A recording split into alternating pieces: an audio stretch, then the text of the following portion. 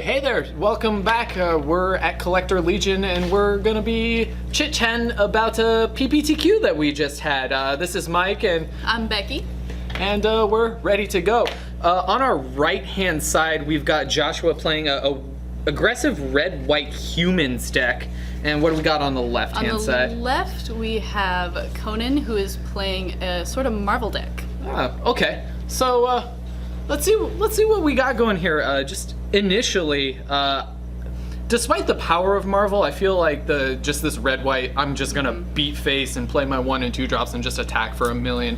I feel like it has the power to get underneath. Yeah, I would say so. And in my experience with the red-white humans deck, especially against like Marvel decks, the weakness is kind of like going wide.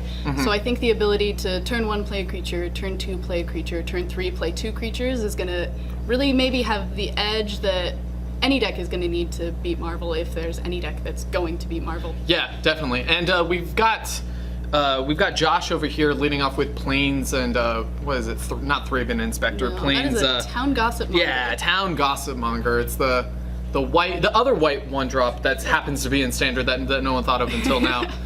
It's got its cool little ability. You tap it and another creature, and it transforms into a creature that has to attack every turn. Yep, 2/3 that you can pump as well. Oh. Throw down the Bloodlust Inciter and a Thraben Inspector, which is doing the thing that I talked about, playing multiple creatures to help try and give yourself the edge.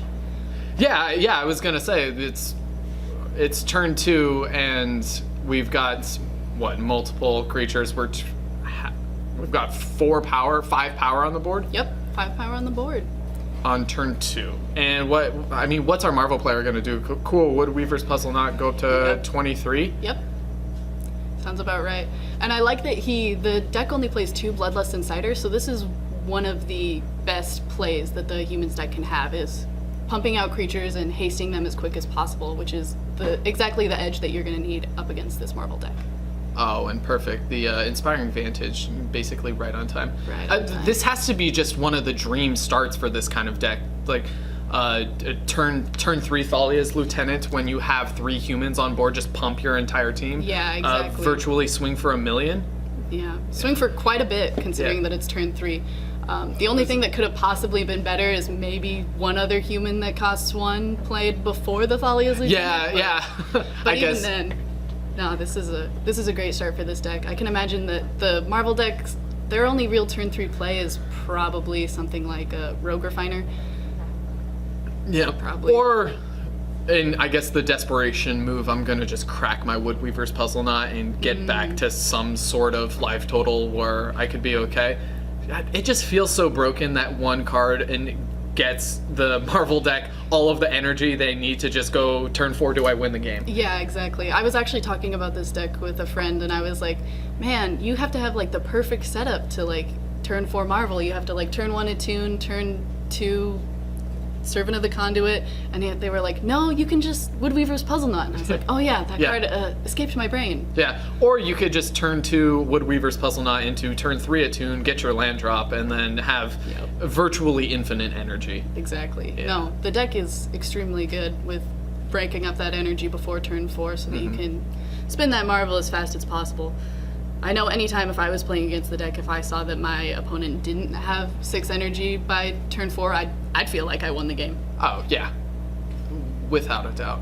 I mean, okay, fetch. So we know that we are going to have a turn 4 play with Konan fetching the, the forest off the Attune? And yes. Sure, I'll just gain all of the life. All the life and more energy. Yes. So what are we at, 8 energy? Yes. 8 energy, yep. And with the ability to attack for 8 here without a pump. Without a pump. And it looks like Josh picked up a Thalia. Yeah. That's a pretty okay card, I would think. It keeps the Ulamog tapped so you can continue to swing for as much. Yeah. I actually don't like the Bloodlust Inciter as much in this deck. If you're playing the Battlements, I understand like why you would play them, but I feel like Battlements just is able to haste your creatures without kind of the bad 1-drop spot. Yeah. In my personal experience, that's been the case. But, I mean, Wesco and a bunch of other people are playing this sort of list with Bloodlust Inciter. And, I mean, Bloodlust Inciter is going to do work here and make Thalia have haste. So, I guess it's not too bad. Yeah, that's true. I mean, I guess it could be said that Thalia wouldn't be able to attack if it was just the Hanweir battlements here. True. I really do want to see some meld action. I do too. I just want those attacking 3/2. Yep. I mean, but I've been playing this deck for a while too, and I haven't ever gotten it to meld. Oh, yeah. Wesco talked about being close at the Pro Tour, but I don't ever know that he was actually that close when I watched him. It feels so like awkward. It takes 5 mana, and with that deck, you don't really want to get to 5 mana. You just want to like sit at 3 or 4 and continuously pump out creatures. And Whoa! Speak for yourself. I want to get to 5 mana to all right, melt. all right. Okay, your priority may be winning the game. My priority is doing really sweet stuff. That's like Ari Lax. He was like at the Pro Tour. He was like, I don't know, dude. I just want to draw cards, and that's like better than winning the game sometimes. Yeah. Oh, and speaking of, we've got the turn 4 Marvel with more than enough energy. Speaking of wanting to win the game. Yeah. Oh, yeah. Oh, whatever. Do less than fun things. Let's play this broken card and yeah. Try to get an Ulamog out. Yeah. Oh, who's he showing the card to? Yeah. You? It looks like our Marvel player has a question about Marvel. I think his question is whether he could activate it on his opponent's turn. Yes, indeed you can. It doesn't have that little rider that says anytime you can cast a sorcery. Yep. But this is still one of the kind of starts that we were talking about earlier, where even if, say, we've got a Marvel spin and an Ulamog, Thalia makes it so that Ulamog comes in tapped. Well, assuming, I guess it's not exiled. The Thalia is not exiled, but how much power do we have? 2, 7, 8, 9, 10, 11, 12, 13, 14 power? Yes. Yeah, even exiling 2 creatures, just like getting through 2 attacks. Yep.